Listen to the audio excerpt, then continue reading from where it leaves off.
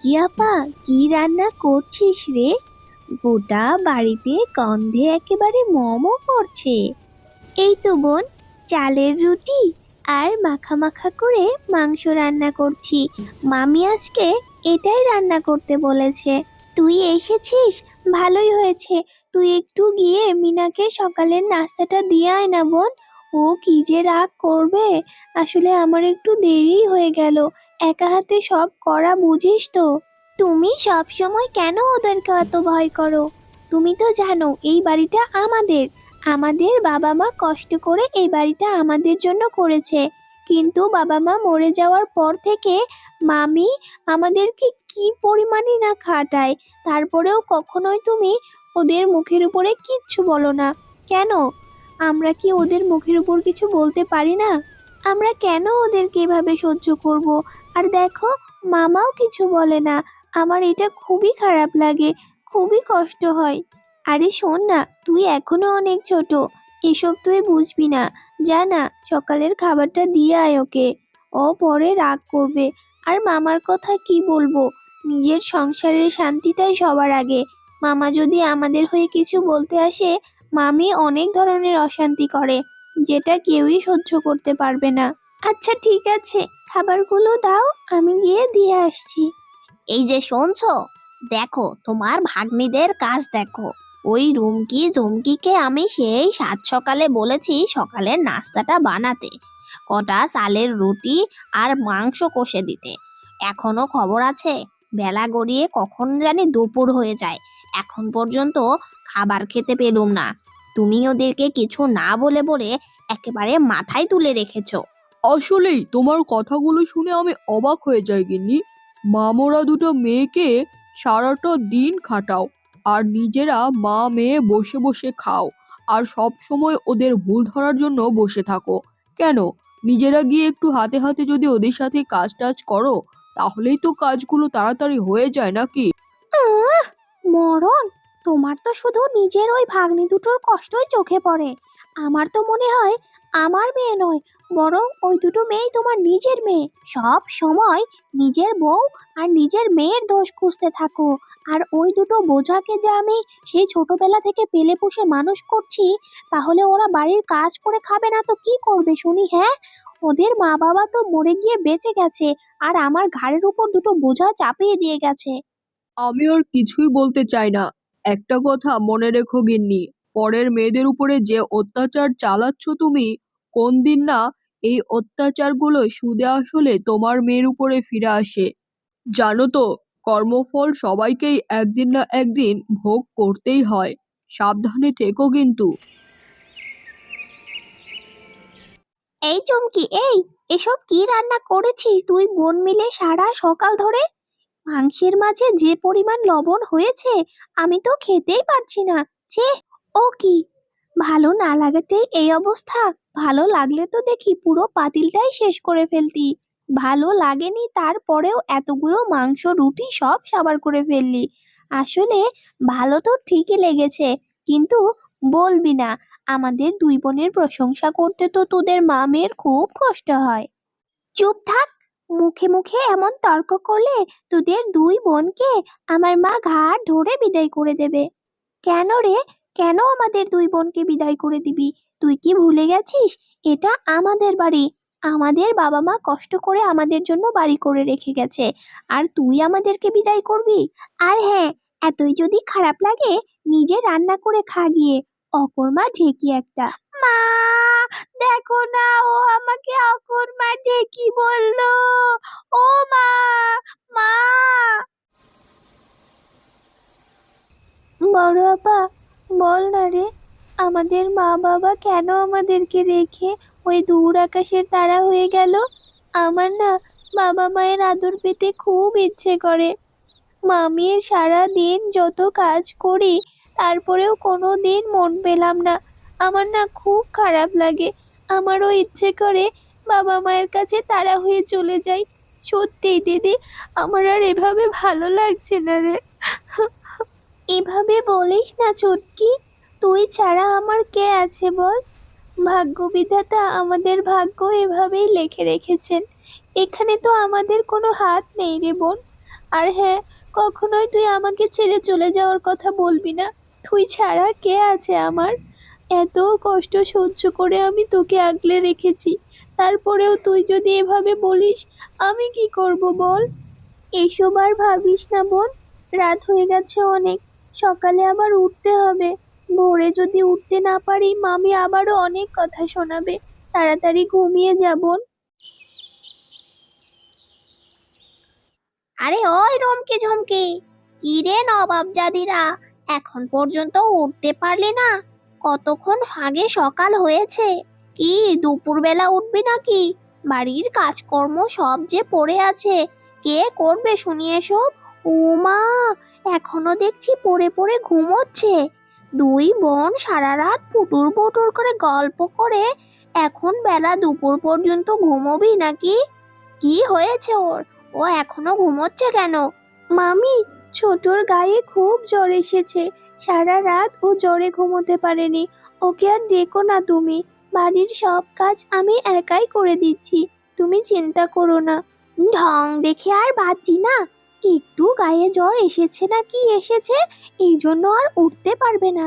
আচ্ছা যা, তুই গিয়ে বাড়ির কাজকর্মগুলো সার তাড়াতাড়ি। এরপর রুমকি পানি আনতে ঘাটের পাড়ে চলে যায়। কি রে রুমকি, এখন তো তোকে দেখাই যায় না। আগে তো তাও একটু বিকেলে আড্ডা দিতে বের হতি, আর এখন তাও তো দেখতে পাই না তোকে। কি করিস সারাদিন বাড়িতে? আর বলিস না সখী, সারাটা দিন সংসারের কাজ করতে করতে কোন দিক দিয়ে সকাল হয় আর কোন দিক দিয়ে বিকেল হয় কিছুই বুঝতে পারি না রে। হ্যাঁ, আমরাও শুনলাম তোর মামি নাকি তোকে খুব খাটায়, তোদের দুই বোনকে দিয়েই বাড়ির সব কাজ করায়। বাড়িটা তো তোদের, তাহলে ওদেরকে বাড়ি থেকে বের করে দিতে পারিস না? সারাটা দিন এভাবে খেটে মরিস কেন? হ্যাঁ, না রে সখী, আসলে মা বাবা মরে যাওয়ার পর থেকে মামা মামিরাই তো আমাদেরকে দেখে শুনে রেখেছে। আমি তাদেরকে কি করে ও বাড়ি থেকে বের করে দিতে পারি? আল্লাহ আমাদের কপালে যা রেখেছে আমাদের সাথে তাই হচ্ছে। আমি সবকিছু মেনে নিয়ে এভাবেই চলছি। আচ্ছা, আমি যাই, দেরি হয়ে গেলে মামি আবার খুব বকবে রে। থাক, আবার কোনো একদিন দেখা হবে। সেই কখন গেছে ঘাটের পাড়ে পানি আনতে, এখনো কোনো খবর নেই। মনে হয় বাইরে গিয়ে গল্প শুরু করে দিয়েছে। হ্যাঁ মা, আমারও তাই মনে হয়। বাইরে গিয়ে আমাদের দুই মা মেয়ের নামে কথা চালাচালি করছে প্রতিবেশীদের কাছে। ও একদম ভালো না মা, আসলে খানিকটা উত্তম মাধ্যম দেবে, যাতে আর কখনো এরকম কাজ না করে। আমি জানি ও আমাদের নামে কথা লাগাচ্ছে অন্যদের কাছে গিয়ে। ওই যে, ওই তো মা, চলে এসেছে নবাব নন্দিনী। পানি নিয়ে ঘাট থেকে আসতে বুঝি এত সময় লাগে? ঘাট থেকে পানি নিয়ে আসতে কত সময় লাগে তুই কি করে জানবি? তুই কি কখনো কাজ করেছিস নাকি? আর মামি, আসলে ঘাটে তো এই সময় অনেক ভিড় থাকে, এই জন্য আমার আসতে একটু দেরি হলো। আমি অন্য কাজগুলো খুব তাড়াতাড়ি করে ফেলছি মামি, তুমি যাও। যাব মানে? আমি কোথায় যাব? শোন, তুই যে মানুষদের কাছে গিয়ে আমাদের নামে কথা লাগাস, সেটা তো আমি জেনেই গেছি। আবার মুখে মুখে কথা বলছিস, দাঁড়া, তোকে আমি আজকে শেষই করে ফেলবো। না না মামি, আমি তোমাদের নামে কোথাও কোনো কথা লাগাইনি। মামি, আমাকে মেরো না মামি, আমাকে মেরো না। আহ, মামি, আহ। রুমকির কান্না শুনে রুমকির ছোট বোন অসুস্থ অবস্থায় দৌড়ে চলে আসে বাইরে। এসে বলে, কি হয়েছে মামি? আবার তুমি আমার বড় বোনকে মারছো কেন? ও সারা দিন তোমাদের বাড়িতে ঘাড় ভাঙা পরিশ্রম করে, কিন্তু তারপরেও কোনোদিন তোমাদের মা মেয়ের মন পেলাম না আমরা, এখন আবার মারছো? আমি থাকবো না আমার বোনকে নিয়ে বাড়িতে, তোমরাই থাকো। যদিও বাড়িটা আমাদেরই, কিন্তু আমরা তোমাদেরকে এই বাড়িটা ভিক্ষা দিয়ে গেলাম। না না বোন, তুই এভাবে বলিস না, আমরা এই বাড়ি ছেড়ে কোথায় যাব? তুমি আর কোনো কথা বলো না আপু। শোনো, এই দুনিয়াতে এত কিছুর জায়গা হলে আমাদেরও দুই বোনের জায়গা হয়ে যাবে কোথাও না কোথাও। আমরা গাছতলায় গিয়ে থাকবো, কিন্তু এদের মতো অমানুষদের সাথে আমরা আর থাকবো না। তোমাকে মেরে কি না করেছে। চলো আপু, আর একটা কথা বাড়িও না, আমরা আর থাকবো না এদের সাথে।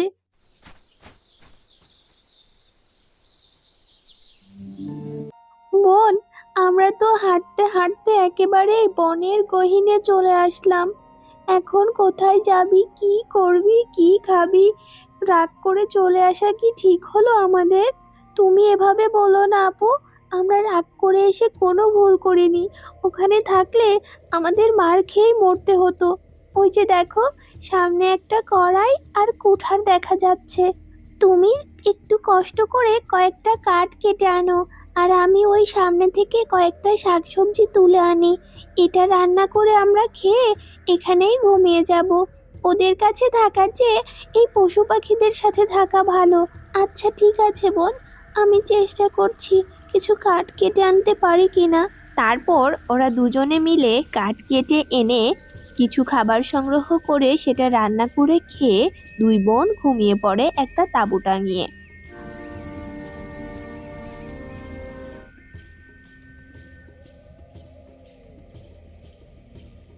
পালা ছোট পালা!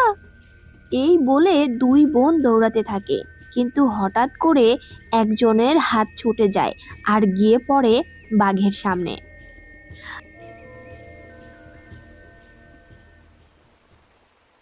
আল্লাহ, তুমি এটা কি করলে? আমার বোন ছাড়া যে আমার আর কেউ নেই। ওকে তুমি বাঘের হাত থেকে রক্ষা করো আল্লাহ। ওকে ছাড়া যে আমি বাঁচবো না। সারাটা জীবন মামির অকথ্য নির্যাতন সহ্য করে আমরা দুই বোন একসাথে ছিলাম। আজকে হঠাৎ করে বের হয়ে এসে এরকম বিপদে তুমি ফেলো না আমাদের আল্লাহ। আমাদের তুমি রক্ষা করো। দরকার হয় তুমি আমাকে মেরে ফেলো, কিন্তু আমার বোনের জীবনটা রক্ষা করো। ঝুমকির এমন কাকুতি মিনতি শুনে হঠাৎ করে বাঘটা পরিণত হয়ে গেল একটা পরীতে।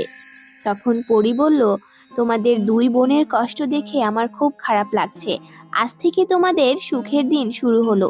তোমরা যাও, গিয়ে ওই পুকুরে একটা ডুব দাও, আর তারপর সোজা বাড়ি চলে যাও। আলহামদুলিল্লাহ, শুক্রিয়া মহান আল্লাহ তাআলার। আপা, তোকে আমি আবারও ফিরে পেয়েছি। চল, আমরা ওই পুকুরে ডুব দিয়ে বাড়ি ফিরে যাই। পুকুরে ডুব দিতেই দুই বোন একেবারে রূপসী কন্যা হয়ে গেল, সেই সাথে তাদের গা ভর্তি গহনা পেল।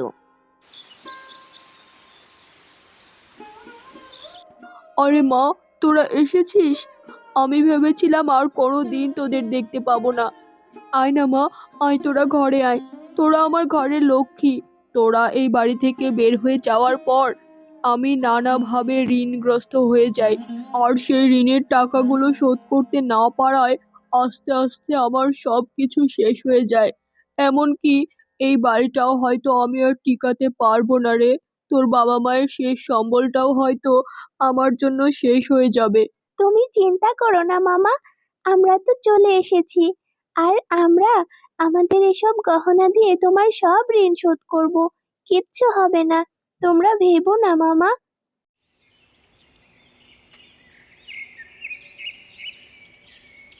দুই বোনের সুন্দরী চেহারা আর গা ভর্তি গহনা দেখে মামির খুব লোভ হয়। তখন মামি বলে, কি রে, তোরা কোথা থেকে এসব পেলি? আর আরো বেশি সুন্দরী হয়ে উঠলি কিভাবে? আমাদেরকে একটু বল দেখি।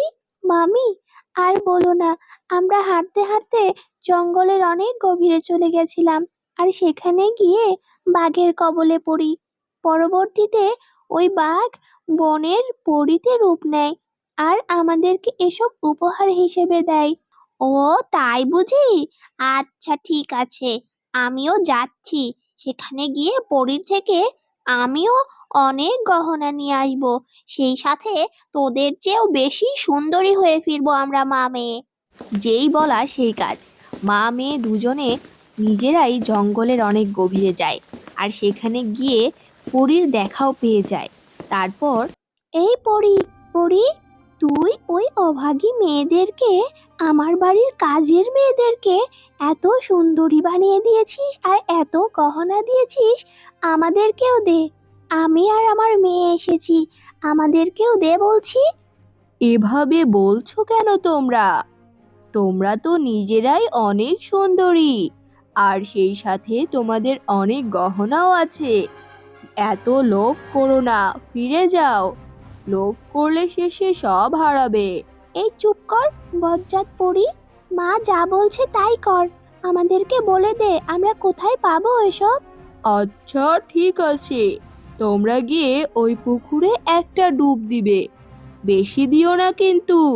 আর হ্যাঁ, একটা ডুব দিয়ে সোজা বাড়ি ফিরে যেও।